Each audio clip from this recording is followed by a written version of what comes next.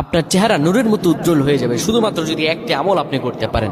অজু করার সময় পানি যখন আপনার চেহারায় দিবেন, আপনার চেহারায় পানি দেওয়ার সময় শুধুমাত্র একটি দোয়া আপনি পড়বেন, আপনার চেহারা থেকে মেস্তা, ব্রণ এবং চেহারার বিভিন্ন রকম কালো দূর হয়ে যাবে এবং চেহারার সৌন্দর্য এবং লাবণ্য ফুটে উঠবে এবং চেহারায় যেন নূর চলে আসবে ইনশাআল্লাহ। অনেকে দেখা যায় সুন্দর কিন্তু দেখতে ভালো লাগে না, কিন্তু অনেকে কালো কিন্তু তারা দেখতেও ভালো লাগে।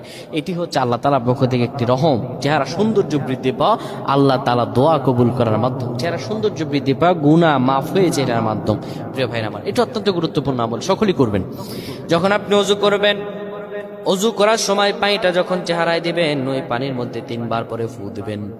আল্লাহু নূরুস সামাওয়াতি ওয়াল আরদ আল্লাহুম্মা ইগফিরলি, আল্লাহু নূরুস সামাওয়াতি ওয়াল আরদ আল্লাহুম্মা ইগফিরলি। এই দোয়াটি 3 বার পরে সেই পানির মধ্যে ফু দিয়ে পানিটা চেহারার মধ্যে লাগাবেন।